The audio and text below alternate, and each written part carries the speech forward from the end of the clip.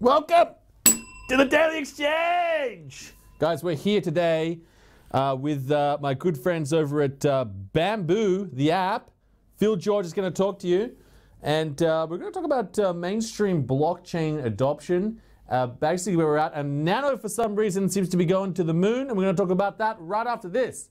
Right after this.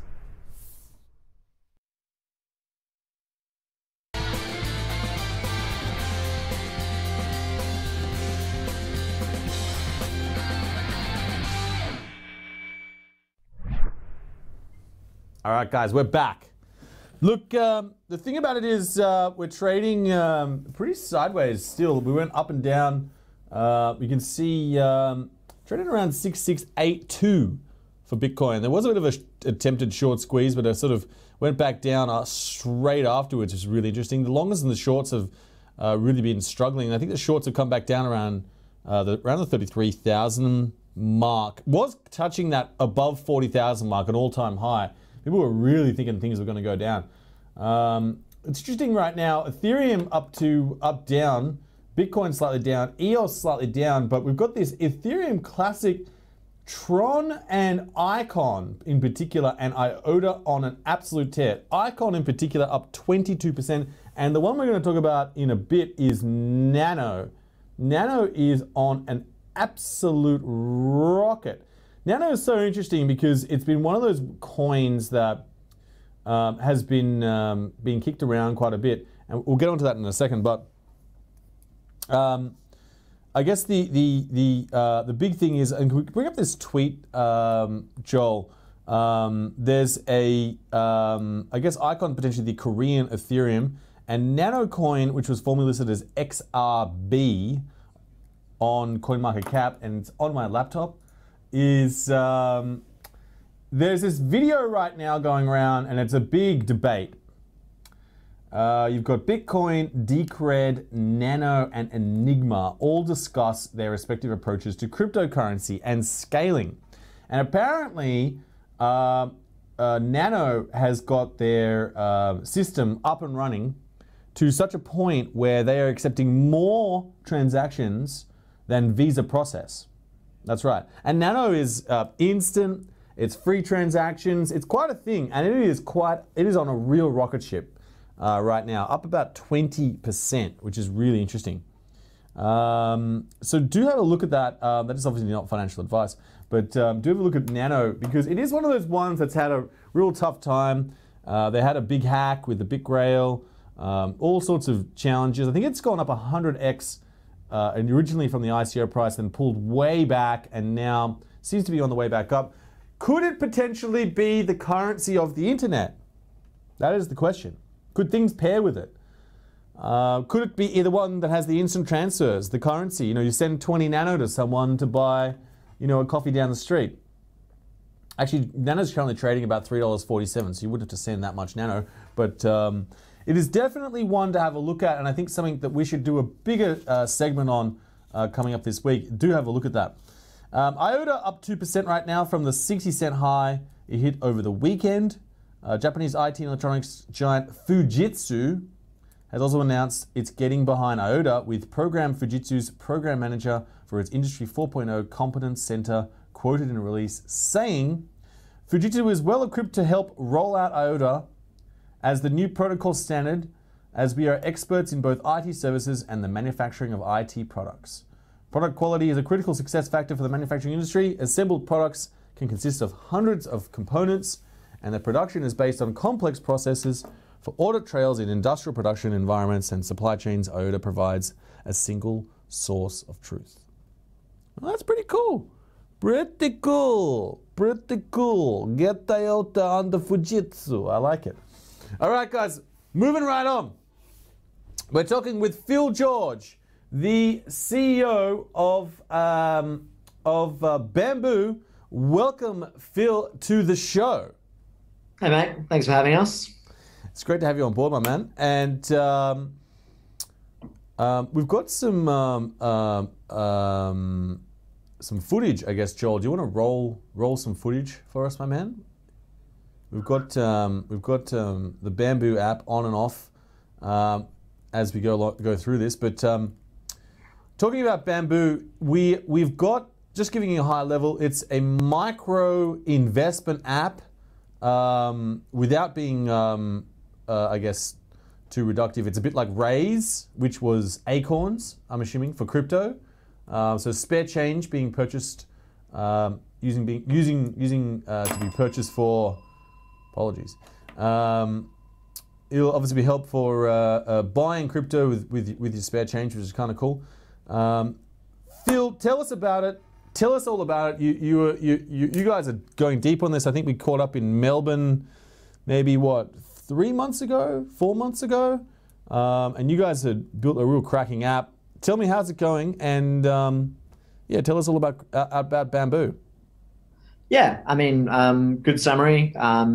Definitely the micro investment side of it is very similar to apps like Raise in Australia and Acorns in the US. We sort of geared it to be micro investment for everyone. We'd seen what apps like Raise and Acorns had done for the share market, where a lot of people still didn't really understand the share market, and these apps made it easier for them to get involved and could basically just go about their life, buying coffees, buying lunch, and actually get a little bit of exposure to the share market without thinking about it.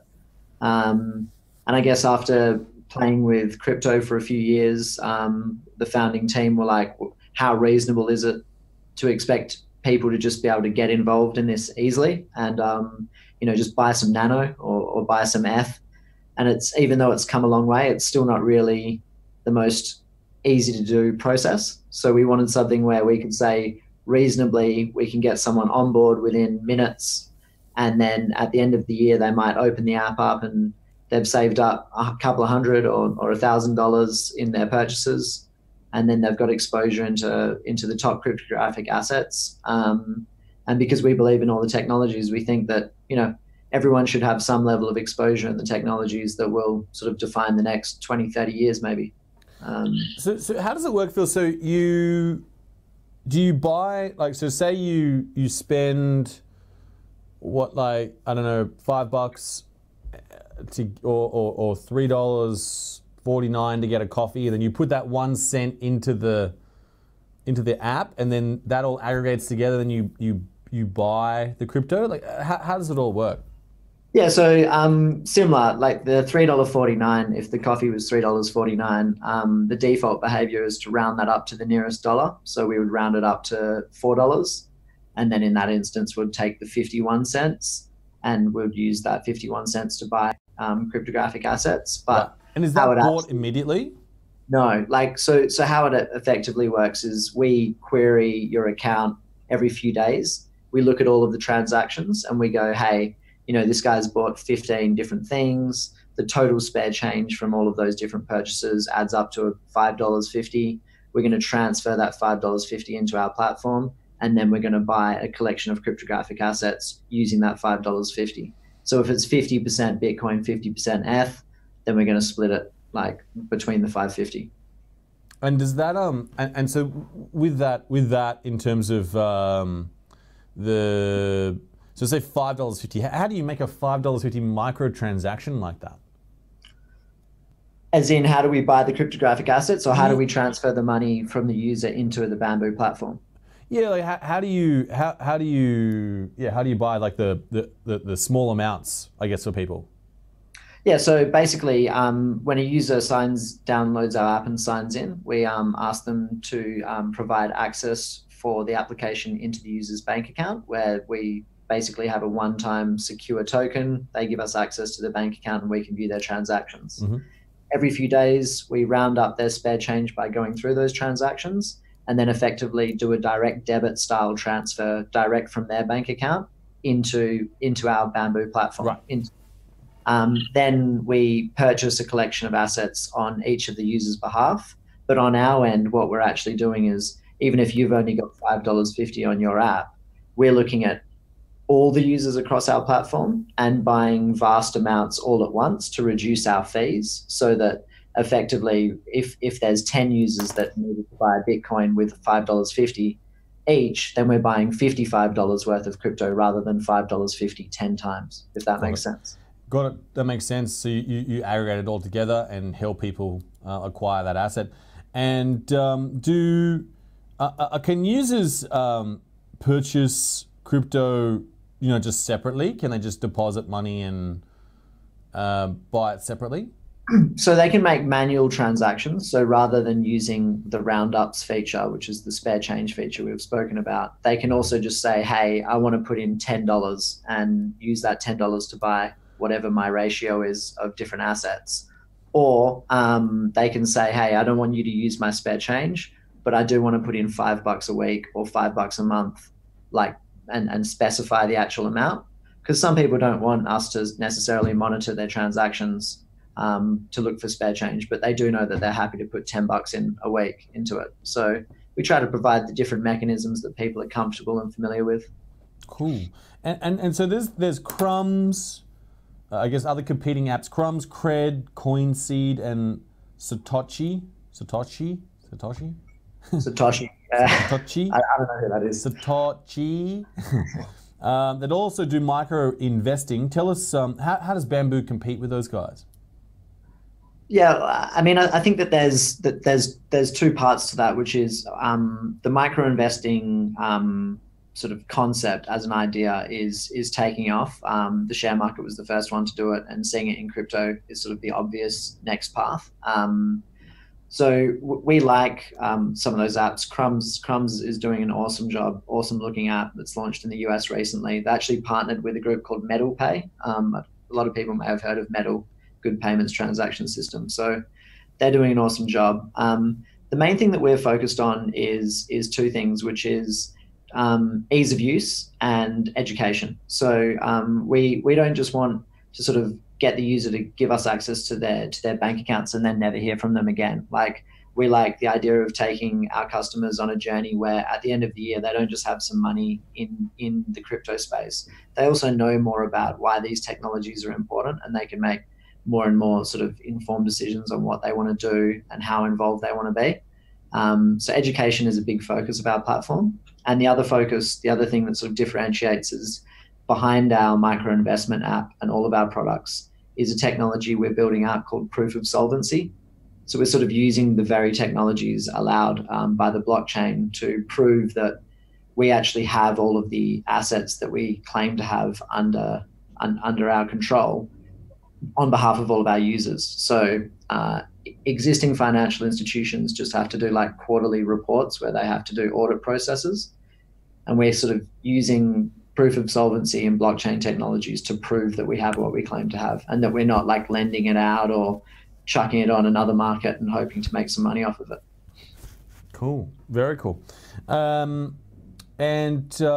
Robinhood right now, which is really cool, is now supporting crypto. Obviously, they're trying to come to Australia, and obviously with them, they're trying to say that it's free. They put that sort of margin within the spread of the purchase.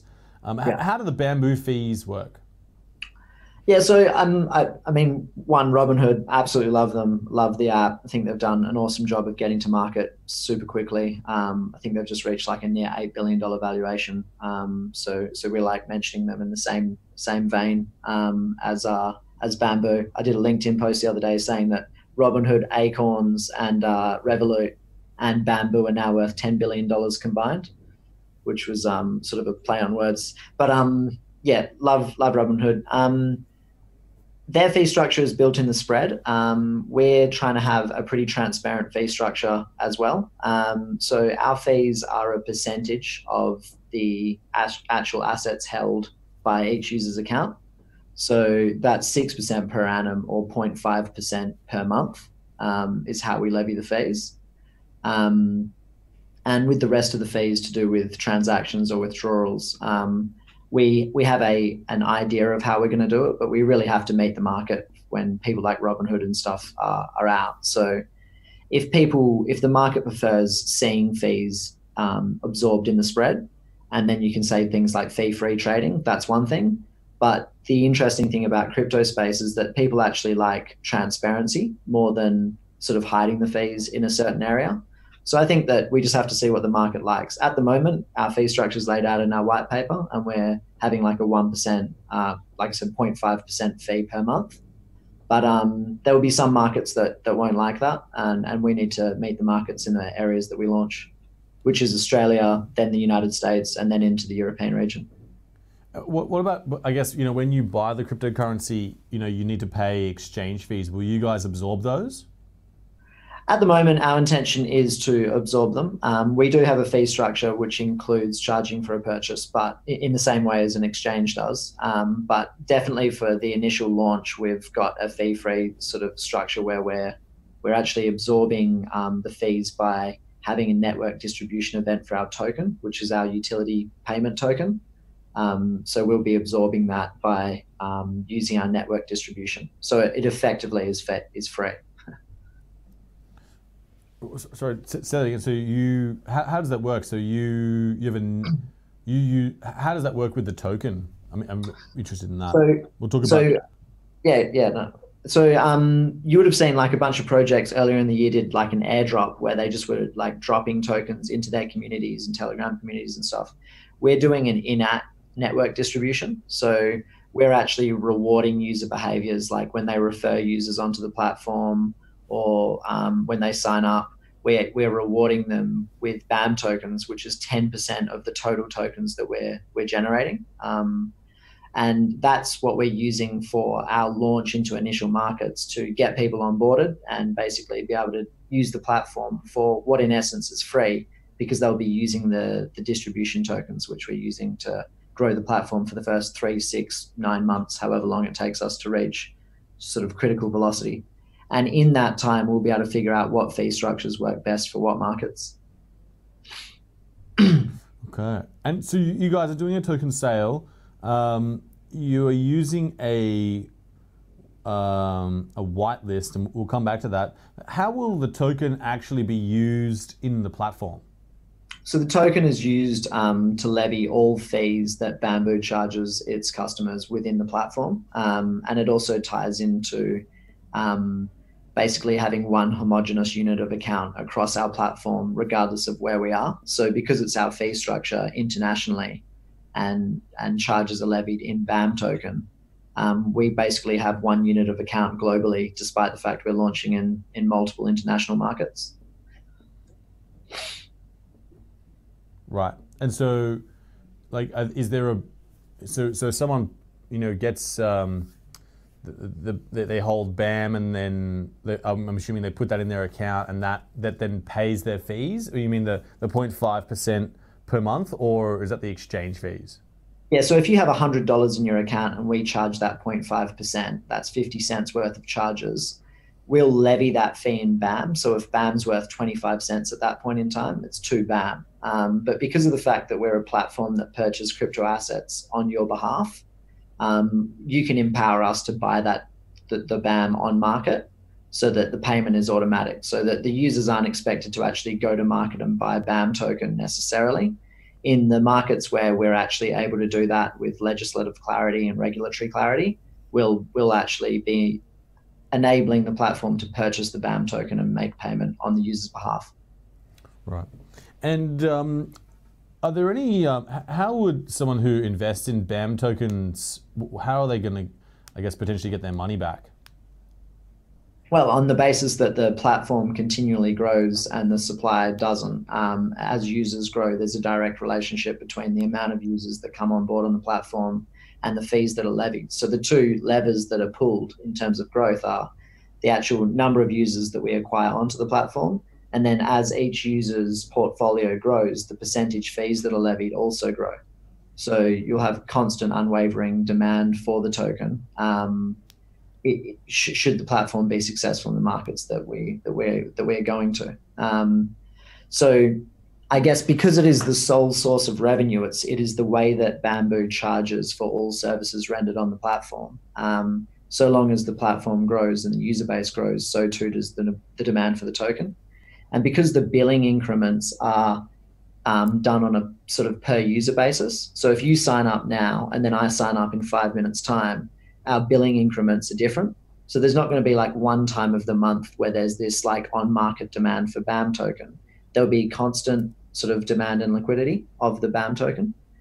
So if people think that, that platform is going to be successful and micro investment is a way for people to easily get involved and that people will use it, the more and more people use it, the more demand there will be for BAM, and that may be reflected in the value of BAM.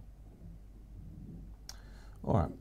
And so when I guess someone sells BAM to pay fees, will that reduce like the circulating supply or something like that?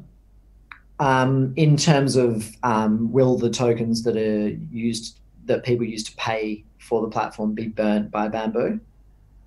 Not at this point. We're not aiming for a burn model there, but there are constrained mechanisms that can be used in-app or on the platform. But we want to look at what happens with the platform, and obviously our incentive as the primary receiver of revenue in BAM is to ensure like some form of price stability.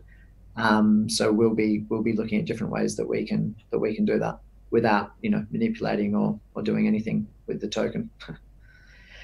The reason that we can't burn tokens or do things like that is in terms of regulatory certainty, we think that that's deemed as manipulating the token. Right. Cool. And so when with I guess the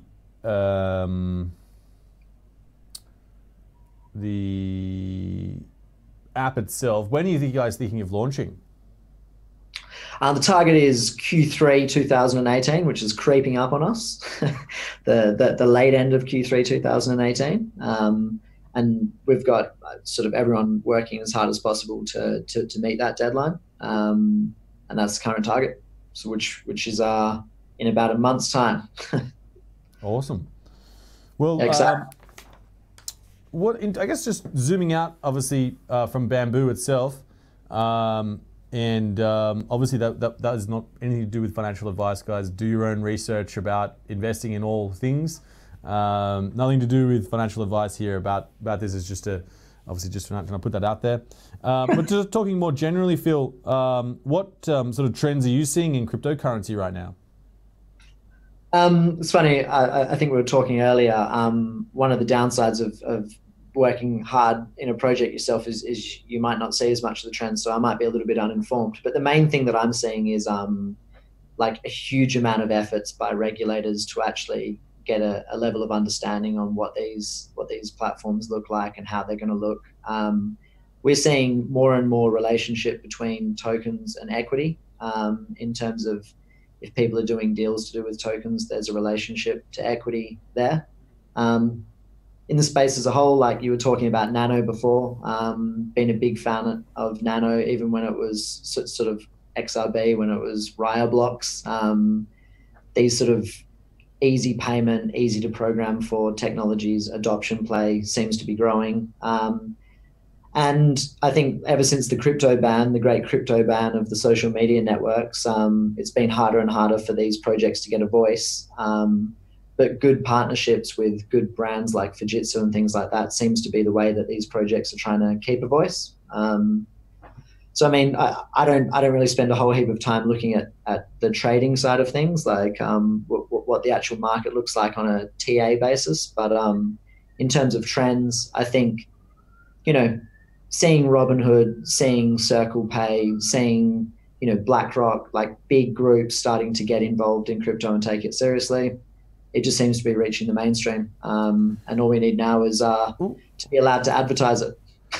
Yeah, I guess so recently we've seen a lot of utility coins have massive drops, 90-95% from their ICO prices and things like that. And I guess a lot of people have been hurting from that. And there's this recent controversy with Ian Balliner and chromology. I would never remember the name of this one.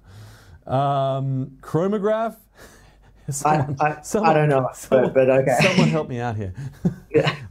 But basically, massive controversy of people, basically getting these coins and just dumping them all on the market as soon as possible. I guess what sort of mechanisms are you sort of putting in place to avoid that for your coin? In terms of how are we aiming to prevent people from dumping the token? Yeah. Well, I guess the main thing that I would talk about there is a lot of the utility tokens launched immediately upon the completion of their token sale without a product of any form, which I guess I think is an interesting move when your token's sole reason for existence is a utility within a platform that doesn't exist. So I almost don't think that it's reasonable that those tokens should assume any value at that point in time when there isn't an actual function for that utility token. So what we've done in our approach is our TGE, our token generation event, is delayed following the completion of the token sale to occur just before the launch of the actual application, like within days of the launch of the application. Because otherwise what we're seeing is someone launches a token and they go, oh, the app will be launched in 6 months' time.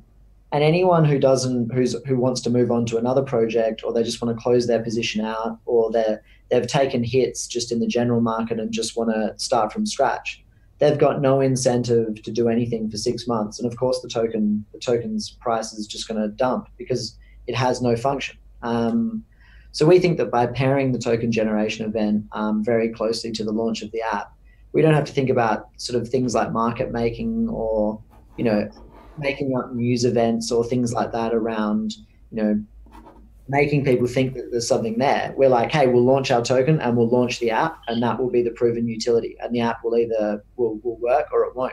But that's the purpose of the token. Like, launch it when you launch the app. Cool. Well, thanks so much, Phil, for joining us. And thanks so much. And really good luck with your project. Really like what you're doing there. And appreciate you coming on Daily Exchange. Thanks, man. I love what you guys are doing here. Keep it going. Awesome. All right, guys, we're going to wrap this Daily Exchange up. It's another day, another Daily Exchange. And do subscribe, do follow us. You'll hear about more cool projects and up-and-coming things. We're going to talk a lot more about Nano coming up. And tomorrow, I want to talk a little bit about actual, taking a real zoom out, actual physical delivery of products using the blockchain. How do you know if the blockchain says you need to get this many grams of gold, are you actually going to get that many grams of gold? Do you still need to rely on third parties? How's it going to be solved? Let's talk about that tomorrow. All right, guys, we'll see you guys later. The Daily Exchange!